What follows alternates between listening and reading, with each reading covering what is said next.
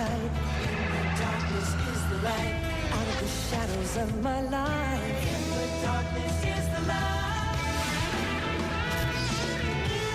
Hello and welcome once again to the So Weird podcast. I'm Zach. I'm Kathy. I'm Emily. And I'm Jimmy. And tonight we are talking about So Weird, season 3, episode 16, Pen Pal. What is this week's mystery or phenomenon? Parallel universes. Yeah, which I personally think is a really, really fascinating concept. And here we, once again, have a season 3 episode with a cool idea and a middling, juvenile execution, at least in my opinion. What do you guys think? Yeah, I think it's pretty bad. Yeah, I don't know. I think I hated it when I was younger because I ended up I stopped watching the show after this episode. So yeah, it was pretty cringy back then, and it's still pretty cringy now. This was the shark jumping moment for you, huh? Yeah. Well, after this episode aired, there was a 1-month hiatus where they weren't airing any episodes. So I don't know if I just really disliked this episode or I just kind of grew, I just realized I didn't care if the show came back. But I stopped watching. Aw. Yeah.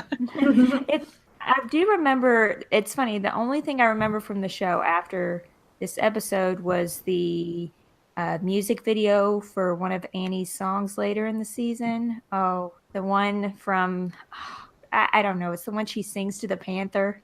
That's the only thing I remember. Oh, yeah, you're watching me or whatever. I'm sure Jimmy knows what it is. Because you're watching over me. I was close. But, watching now, I don't think this episode was that bad to make me want to stop watching. So, yeah. It's not the worst. I had that experience with Dead Ringer, I think it's called. The one with the haunted phone and the baseballs. I remember that one being just incredibly awful as a kid. And then when I was rewatching the show a few years ago, it's like, oh, actually, that wasn't as bad as I thought it was going to be. Changelings still sucked, though. What did you think of this one, Jimmy? I like this episode for what it is. I mean, it definitely has some cringe-worthy parts. I think it more has to do with the lingo. Yes. It's very dated in that way. But I like the concept of parallel universes, and that was interesting. I definitely had a lot of questions with this episode. I'll say that as a kid, when I watched it, I did like it. I guess because I liked seeing, Annie, and I liked parallel universes. So that was the first time I heard about it. So I was interested in that phenomenon. And then the alternative Annie or whatever, I liked that because that was different back then, at least in kids' show. I know it was big in the 90s. Mm-hmm. So that's the reasons why I liked it. So I feel like as a kid in elementary, what they were going for season 3 worked really well for these elementary kids like me. So what you're saying is they were pitching at the correct crowd. Yeah. Well, yeah, I want to talk about that lingo. Before we get into anything else, I have to talk about this. Now, okay, so alternate universe Annie dresses as if she's like a goth or a stoner or like an alternative kid. She's got a nose piercing, right? And like a tattoo. But instead of speaking that way, she uses this sort of antiquated hip hop's kind of lingo, dank, dog, wiggin.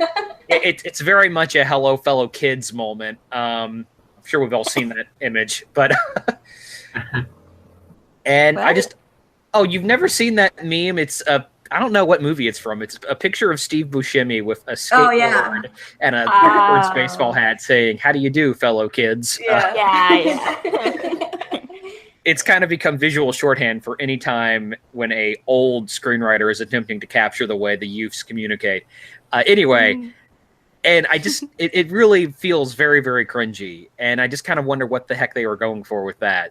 If she was supposed to be a hip hop kid, why wasn't she wearing, I don't even know what that sort of fashion would have been in 2001. I don't know, hip hugger jeans and goth, maybe.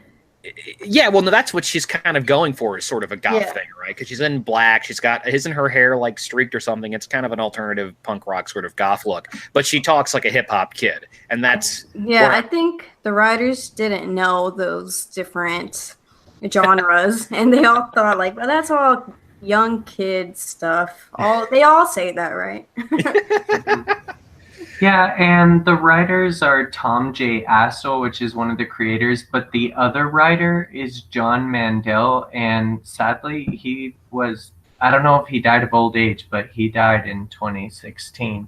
So, yeah, I think it was definitely written by senior citizens. has that writer done any other work on the show? He hadn't. I think that was... Who, John? Or had he? I don't know. I looked it up, and he did season 3 episodes. Yeah, he did Detention and Eddie's Desk from the look of it. Wow. And then we go on to do Gone Fishing. So honestly, those are like some of the better season 3 episodes. Yeah. Okay, so before we go any further, let's talk about the premise for this week's episode. So, the Phillips family are receiving very strange letters in the mail from a very unusual mail carrier. By the way, who has a really intimate relationship with their mail carrier the way Mackenzie does in this episode? Because I never had that. No. Right. I don't know. It's I see that in movies though. It's like they always call them by their first names. All that.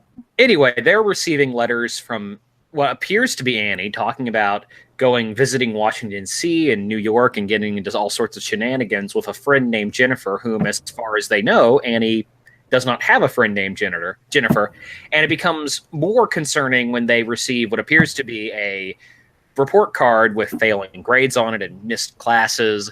It looks like Annie's been getting up to some delinquency here. Of course, Annie has no idea what any of this is, and eventually we learn that somehow, for means that are never elaborated on or explained, a version of her from an alternate universe has somehow crossed over into this one and is sending out weird little ripples through the world, and I don't know. Eventually, there's a conflict there. It's not very well explained. Jimmy said he has a lot of questions about that, and I think that's a good response to this episode because I know the premise of the show is weird shit happens to the characters, but in this one, it's like really weird shit is happening, and no explanation is ever even attempted.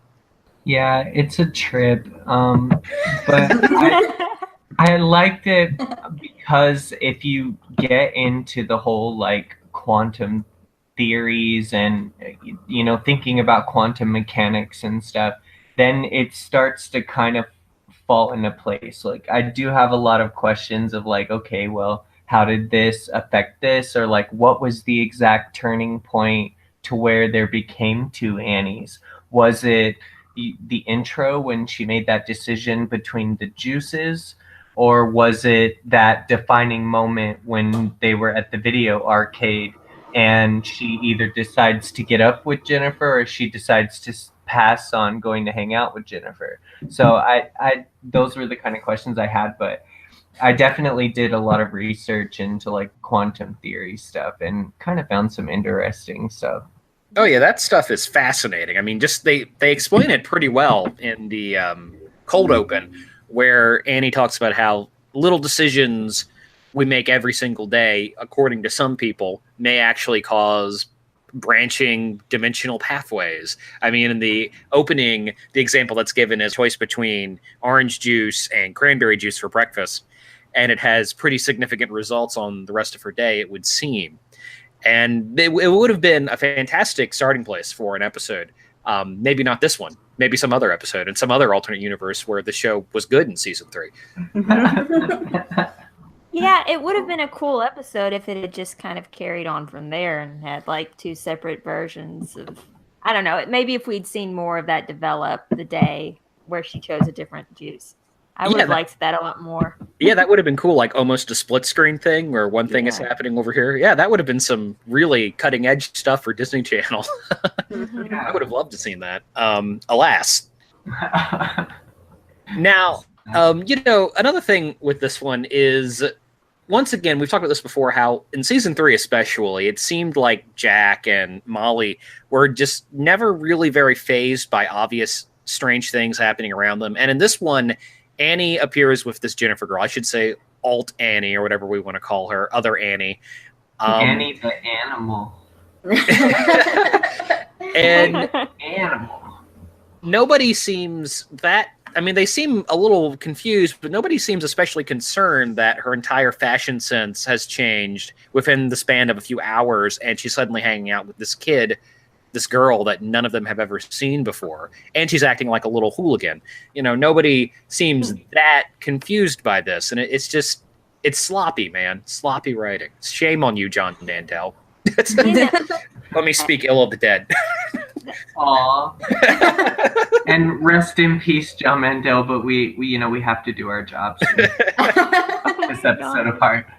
But yeah, it was definitely crazy. Like oh gosh, I had a thought and I lost it. Go ahead. Well, I mean, I think Jack says he thinks it's a huge practical joke, and I'm like, Jack, do you think Annie could really come up with all of this?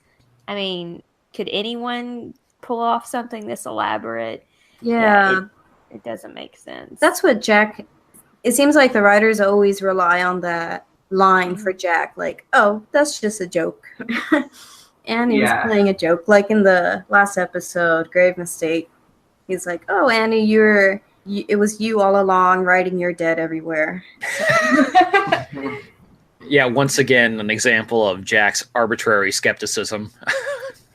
Yeah, and I got my thought. I was gonna say that he seemed really out of character because when he said, "Oh, maybe it's a new Annie," and I was like, "Really? Like, would Jack ever say that?" Like, that was a really strange line for him to say. You know, at the very beginning when they get the letter, and he's like, "Well, maybe it's a new Annie, or the new Annie," and when he was talking to Molly, and I just thought that was a really strange line for Jack to say. Yeah, and I don't know, maybe it's just me, but I have to say, this episode really makes regular Annie, 616 Annie, as it were. Really, that's a joke the comic nerds in the audience will get. It really makes her seem as just like a very insufferable goody-goody two-shoe. And I almost come out of this sort of liking, alternative Annie a little better. I mean, she seems like she'd be more fun to hang out with at the very least. Yeah, like in the flashback to the cafeteria scene. Wasn't in the cafeteria? I don't know. Where they're sitting at the table and Jennifer comes up to them and they don't even make eye contact with her. I don't know. I thought that was super rude.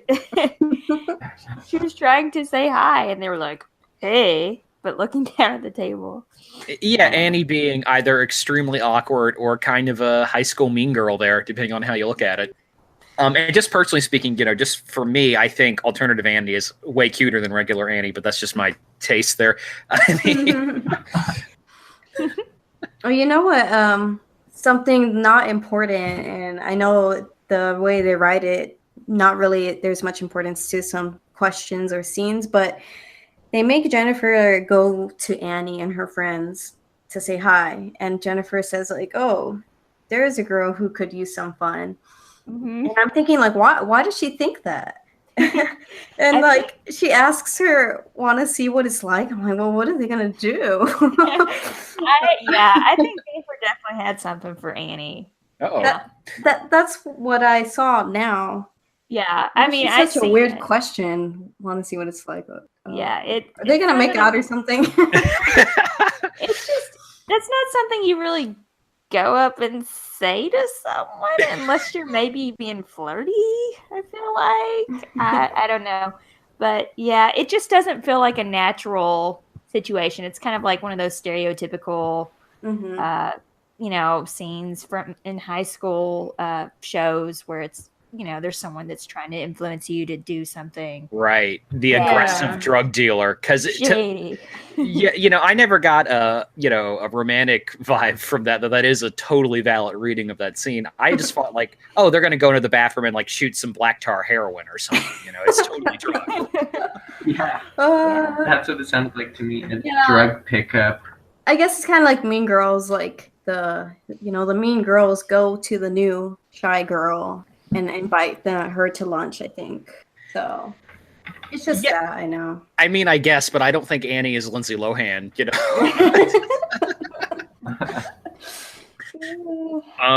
Yeah, I was never popular in high school, so I can't reflect on that. I mean, you know, I don't know, do any of us have experience with being recruited into the cool kids? No, I was a band geek. The only things I remember from high school, like in the cafeteria, were, you know, I was sitting by myself and I totally didn't care. And then some of the cool kids came over and sat with me and tried to strike up a conversation because they felt bad for me. But I was like totally fine. Them coming over was the insulting part. I was like, go away. Man, your high school sounds way cooler than mine, way more relaxed, because it was just constant bullying and humiliation for me. But anywho, what were we talking about? So there's a Fee appearance in this episode, sort of. You know, Annie reaches out to Fiona through the internet, and we get a little interaction there. You know, that attempt to sort of constantly remind the viewer of, hey, here's a character you'd rather be spending time with.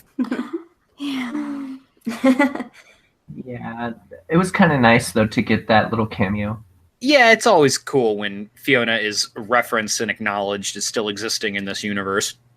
Yeah, but her messages don't have a lot of personality, unfortunately. Usually it's just like knowledge. Here's what you got to do, or here's what the thing is, the monster of the week.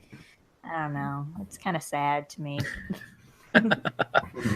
And, you know, and forgive me if I'm wrong, I seem to recall this being mentioned in our proposed season 3 ideas episode, but there was like a Fiona alternate universe episode planned, right? That was the Aurora Borealis Bermuda Triangle thing, right?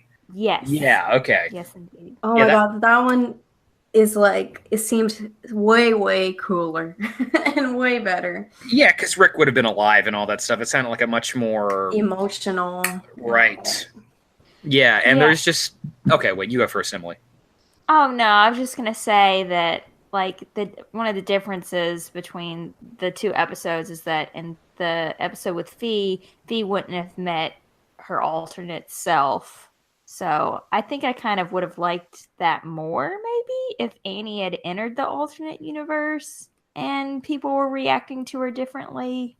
I think having her meet her alternate self, that's what made things kind of corny to me. Yeah, well, and you know, you can definitely tell that this was like a cash saver episode because there's very little special effects in this one. I mean, for the most of the episode, it's just, you know, Alex in black jacket with dyed hair is sort of the quote-unquote special effect. Up until the very end, anyway, which I really, really want to talk about. If I'm being totally honest, the main reason I wanted to be on this episode was just to discuss that ending, where regular Annie and other Annie confront each other. And first off, this is a good example of how juvenile the writing in this episode is, because immediately other Annie's thought is like, oh, I'm going to kill you and take over your life. You know? Which seems... that's like, where did that come from? Yeah, I mean, like, okay, so other Annie is having some trouble in school. She's hanging out with a bad crowd, but, like, I didn't know she was psychotic. Yeah. Yeah. So that happens, and then, you know, Annie makes a total leap of faith, jumps at her alternate universe self, and instead of melting into goo like Ron Silver in Time Cop, she simply, I don't know, I guess, like, absorbs the other Annie, and this is when it gets really interesting with some very... unusual connotations here. Then her other Annie's friend, I should clarify, Jennifer, just disappears into the ether. Okay, so did Annie just wipe out an entire alternate universe? Is that the implication here? Because it seems to be. That she just casually destroyed a whole other world. Yeah, because the mailman is, the new one, Simpson, is not there also. It's back to the old mailman. That is interesting, because I was kind of wondering if when she absorbed the other Annie, if she kind of absorbed some of her personality too, because then there's the scene later on when she's talking to Molly and she uses one of the phrases that alternate Annie used. What was it? Like, straight up? Yeah. Straight up dope kicking, yo. You got served. Yeah. I thought she was just joking. Oh, no. Yeah, that was the way I interpreted it, that she was just kidding. The idea of regular Annie absorbing some of alt Annie's personality. That would have been interesting and is therefore ejected from the show. Yeah. Yeah, but that end was weird. I do remember when I was younger watching it, I was waiting for the scene where they do meet because I'm like, oh, well, what's going to happen? Because Fee wrote that according to the laws of physics, only one could stay in one universe. And if they touch, one disappears. Right. The same matter cannot occupy different places or something. So yeah, so I was a little worried, but I was a little excited. And then regular Annie just decides to touch her. What if she died? Yeah, that was a real leap of faith, though. That could have gone horribly wrong.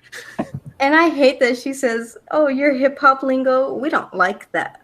Like, yeah. Why did they say that? I felt like that was the writer's thoughts or something. Sort of judgy there. That was weird. Yeah, man, and something else I want to talk about. I haven't really been watching as much of season 3 as you guys have.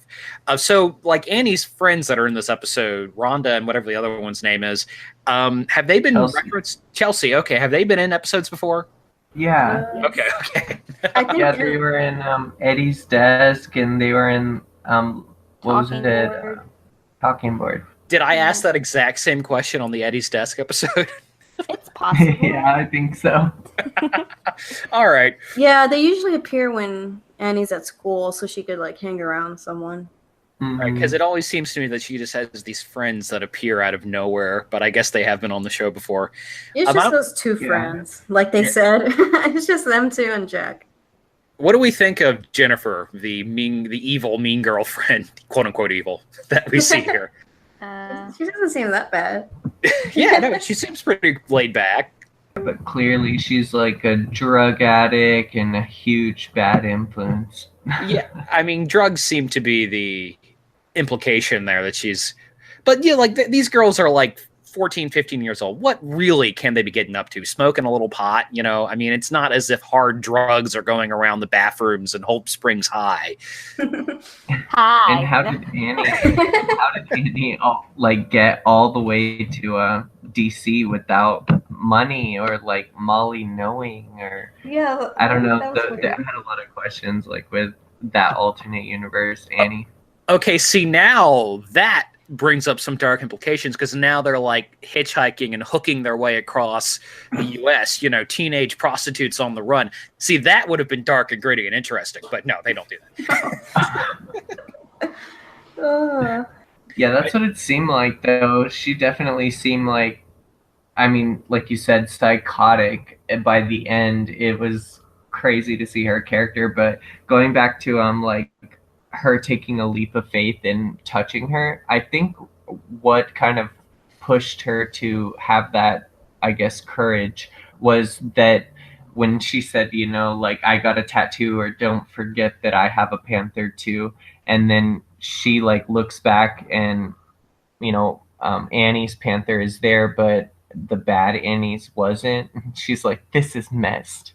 But I think it was her having the panther is what made her have courage to know this is my universe. I'm the one that woke up this morning thinking what the hell's going on.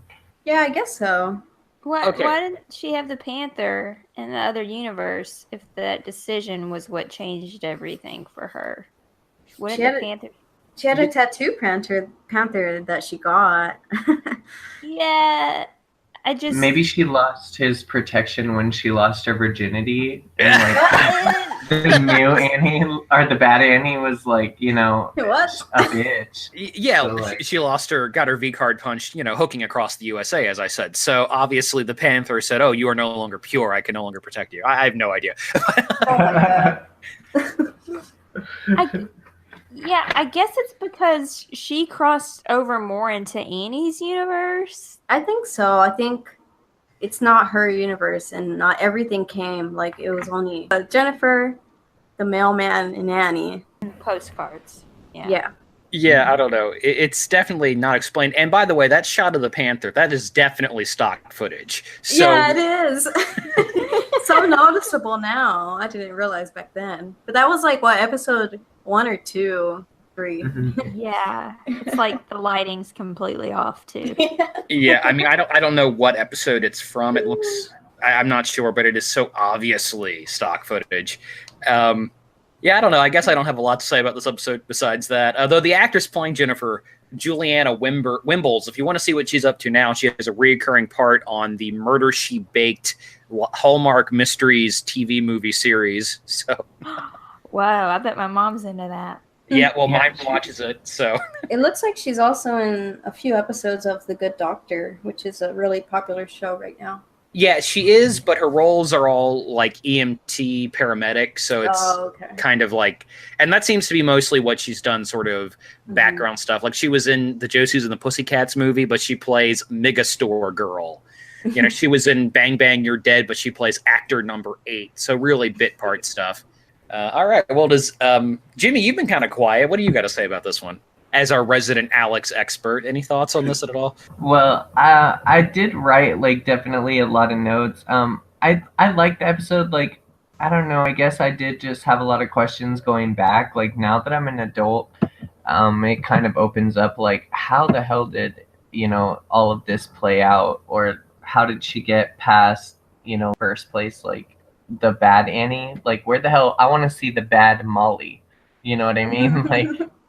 Where the hell's the Molly that like dropped the ball and let her friend's daughter like leave all the way across the United States? I don't know. I just have tons of questions about it, but all in all, I liked it. Like I have fond memories of it because I remember that like gothic Annie just seeming like a badass bitch. Like when I was 13 years old, I know. I thought that too. Oh, I love Alex, like because of that crazy character she played. Because they did have to do kind of that, like that movie, what was that, The Parent Trap, how they had like the same girl play 2 parts. They did have to kind of do that in this episode. So I thought it was kind of cool that she kind of stretched her acting there. But yeah, lots of questions. Yeah, this episode would be great fodder for fan fiction. Let's see what the quote unquote, to reference Community here, the darkest timeline is like. Because now you said, what's Dark Molly like? Well, I'm thinking like, well, Dark Molly is clearly an alcoholic, and it's not really involved in the lives of her daughter or adopted daughter. So obviously that's why Darkest Timeline Annie can go about gallivanting and doing these horrible things, participating in Tijuana donkey shows and all the horrible shit she obviously gets up to just off screen. So that's crazy. All right. Anything else anybody wants to say about this one? I was just going to bring up, Zach, you had said, like, why doesn't Molly or Jack really react to these changes? Mm-hmm. Well, Molly does a little bit. She keeps going back to that worried question of like, does Annie feel like she belongs with the family?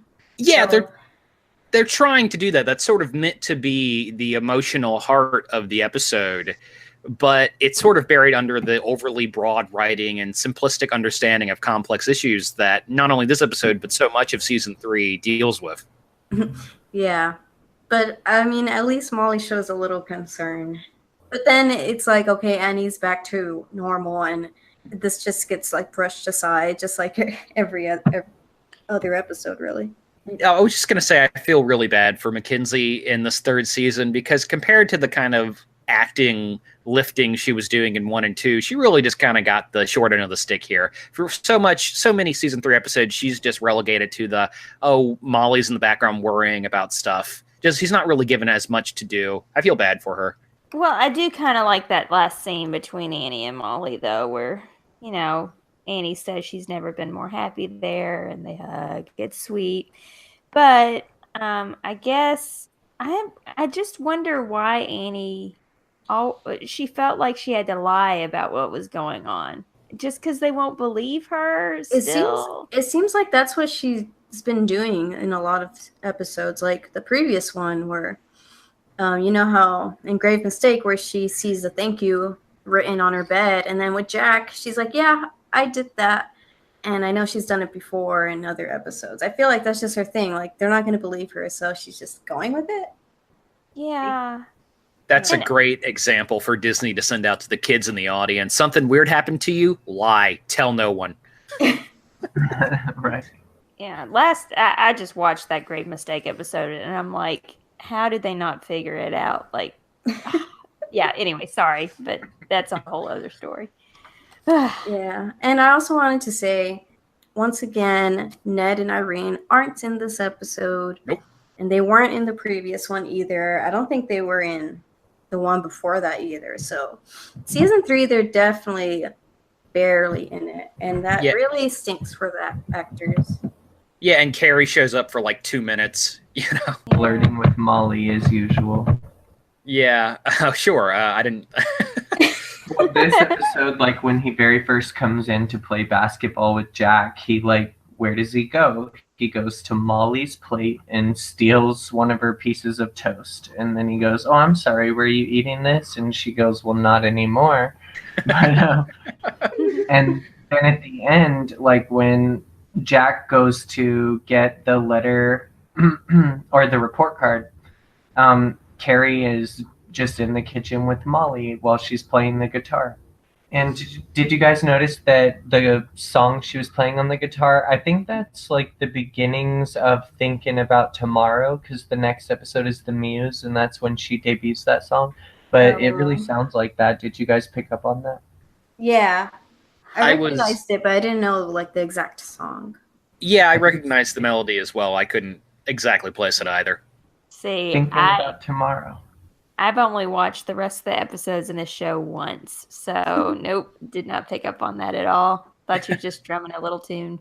But thank you, Jimmy, for picking up Kat's job there of pointing out the simmering sexual tension between Carrie and Molly that's always in the background. Yeah, I can't unsee it now. Like every time he's on screen, I'm like, what, is he looking at Molly? Like what? What's he doing and how's he interacting with Molly? And I notice he does interact a lot with her. Are they sharing a meaningful glance in this episode? Right? Or a meaningful piece of toast. All right. So is there anything else you want to say about Pen Pal? Are we ready for ratings here? Well, I noticed Annie lied in the episode. All right, you guys, here's a headcanon for the So Weird fans. In the beginning, when they're like, who's this Jennifer girl?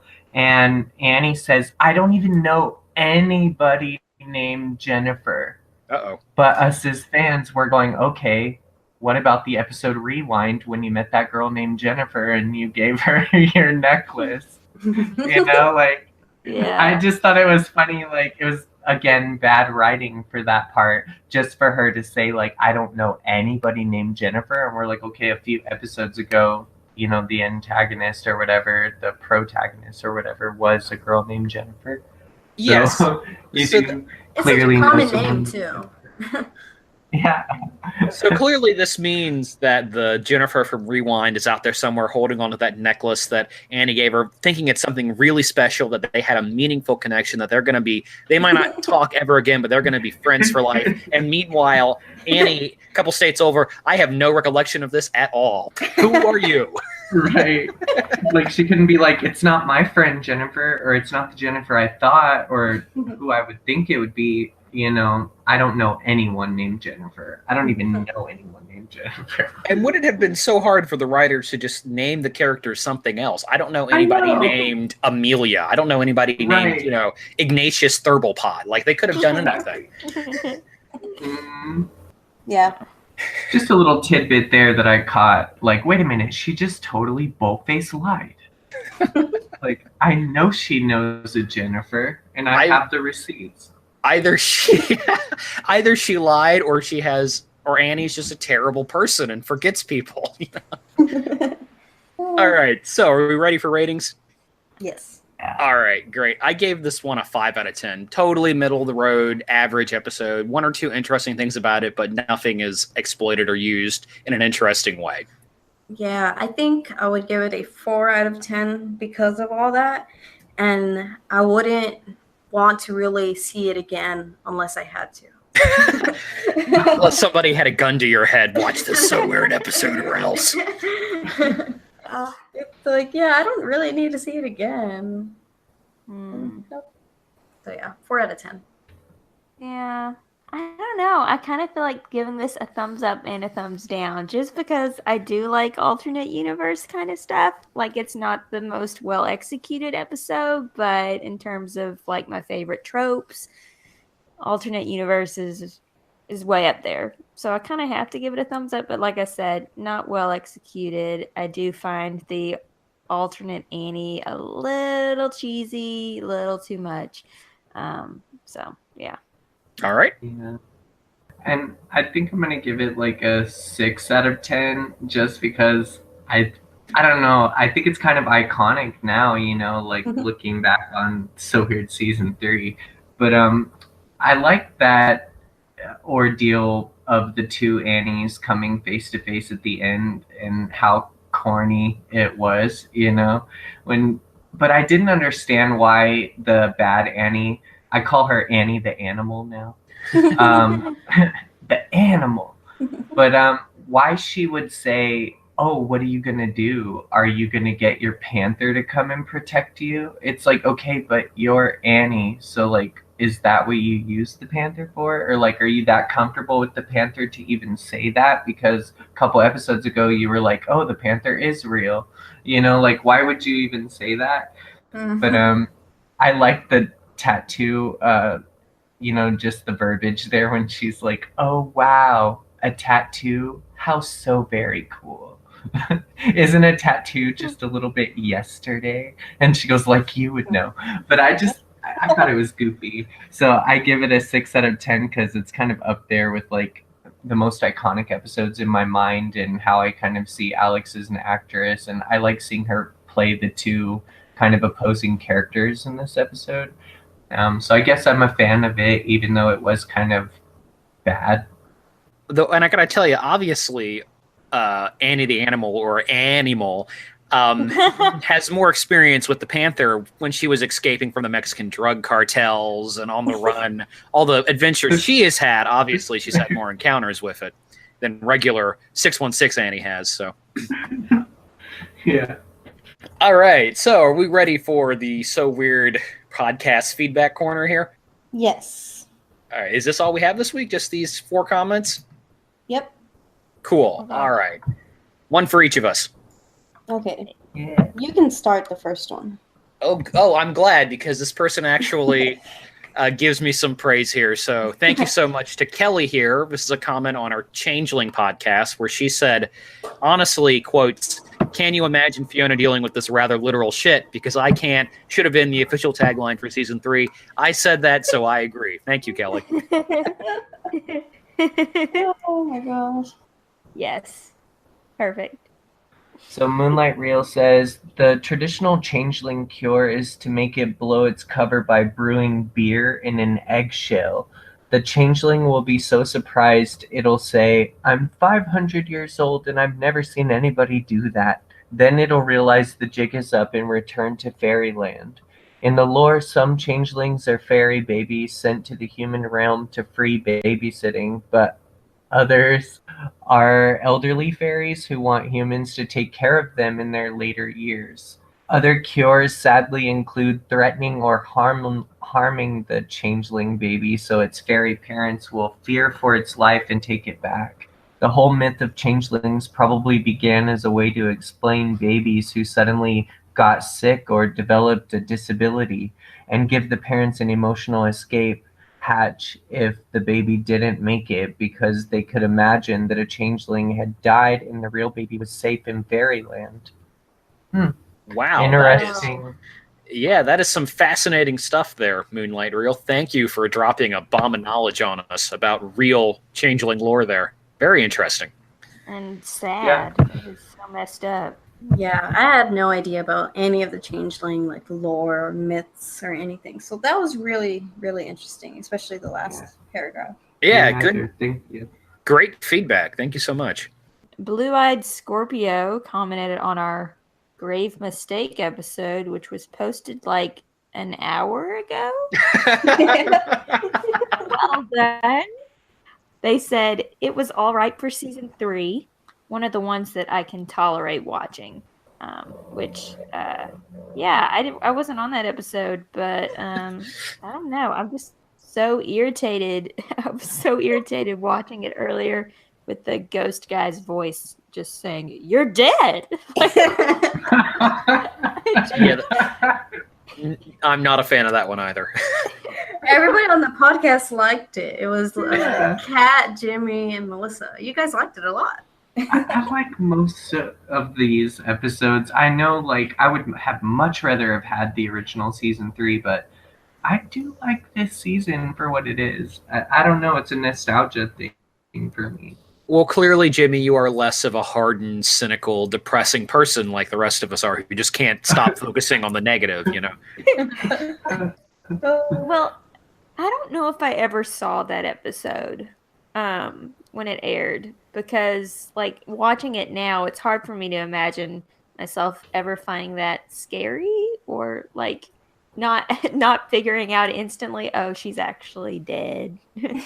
Just because of the way he was saying it. I was like, sorry, I'm tired. Yeah. But anyway. Yeah, I don't remember seeing either Grave Mistake or this episode when it originally aired, so. Yeah. But anyway, yeah, it is an alright episode. Grave Mistake was alright. Thank you. And then Blue Eyed Scorpio commented on our Shelter episode. Or Sacrifice. It's not called Shelter. Shelter's the name of the book. Yeah. That's why. Yeah. So they commented on Sacrifice. Bigfoot is supposed. I'm sorry. I just read it. Someone else read it. They said Bigfoot is supposed to smell foul like fish. Bah. Just too tired. Yeah, is there some more context for that episode, for that comment? Because I don't know. I mean, yeah, it is true that Bigfoot is supposed to smell bad. I mean, that's kind of a trait of Sasquatch lore or Squatch lore. But thank you so much for the comment. If we're hurting your feelings, I'm so sorry. We appreciate everything anybody says to us. I'm tired. I'm sorry. Yeah, I don't know if we were talking about Bigfoot smells or whatever in that episode. If somebody was going to bring it up, it probably was me, I think. I remember. It's because I had said that I have a car, what is it called? Freshener thing? Yeah, an air freshener. That's right. Bigfoot. And then it was me or someone's like, well, what is Bigfoot supposed to smell like? And I was like, I don't know, pine trees? I do remember this comment now. Okay. Wow. I've started listening to our older episodes, so I'm sure I will come up on that. Well, any horribly embarrassing? You want to expose anybody, Emily? I mean, What? No, I'm just joking around. That's fun. I have trouble listening to my own voice sometimes, so I don't listen to the podcast that much. But occasionally, I will put one on. Shame. Well, I just listened to the first one, and I have to say it wasn't that bad. It was fine. Yeah. So. I mean, are we still like? Do we talk over each other more? Are there more awkward pauses in those first couple episodes, or what? Well, you can edit out awkward pauses, Yeah. but yeah, we did talk over each other quite a bit. Yeah, and you got about that first episode. The thing is, that was the first time I had ever met Kathy and Emily. I had talked through Twitter with Kathy a few times, but I'd never talked to you guys or interacted with you ever before that very recording. So, Yeah, knowing that it really turned out pretty well. I thought it turned out okay. Huh. I hope this podcast reaches the point where we're no longer talking about So Weird the Show and we're just talking about earlier podcasts we've recorded together. A commentary on our previous commentaries. Yeah, and then we can do a commentary on those commentaries, and it'll just be an Ouroboros of So Weird discussion. Yeah. All right. Well, is there anything else we want to bring up? Was there some news about the Disney streaming service? Okay. I mean, I'm sure you guys must have talked about last time Disney Plus is coming to eat all our money. No, I've never heard of that. Yeah, it has a name now. It's being called Disney Plus. The streaming service? Yes. Yes. Oh, okay.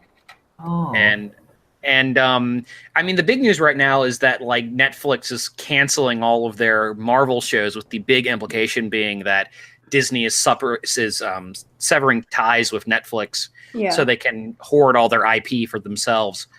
And as far as like news about what's going to be on it, I haven't heard. Most of the news has been about their new programming. Like there's going to be a couple of new Marvel shows that's actually going to have the actors from the movies in them, apparently. And I haven't heard much about like if they're reaching into the archives for old Disney Channel stuff or even older movies. I haven't heard as much about that. I'm sure we will have some announcements concerning that eventually. And as I've said before, you know, the only way I'm giving those money-grubbing whores at Disney more of my money is if So Weird is on their streaming platform. So get on it if you want my $20 a month. Amen. Yeah. That's the only way they're getting my money too. And I'm sure the entire fandom of which is about to be nuked from orbit because of Tumblr's completely ridiculous new policies is thinking the exact same thing. So yeah, everything I've heard about it just makes it sound like Tumblr's algorithm or whatever is completely ridiculous. Like they're flagging everything regardless of context. Well, there was one gift set that was like the one of Carrie and Fee and Jack that I had, and it had the selfie that they took in Greg Kincaid's studio, and I thought it was marked as sensitive content because of like a flash image, you know, like epilepsy and all that, just kind of making people aware of that. But then it was blocked for adult content, so I don't know. I mean, it's really dumb. The only thing this is going to succeed in doing is making sure that a lot of people will stop using Tumblr. Yeah. Yep. I mean, I'm sure, like, you know, when is it supposed to go down? Like December 17th or something? The I'm 18th, sure yeah. the 18th. I'm sure on December 19th a new website will appear. Maybe it'll just be called Tumblr with an E. I don't know, but I'm sure some alternative will appear because Tumblr is really, they're just going to bleed thousands of users this way. Yeah, it just sucks because I spent a lot of time on my blog and like a lot of time. So I really hope the website never shuts down.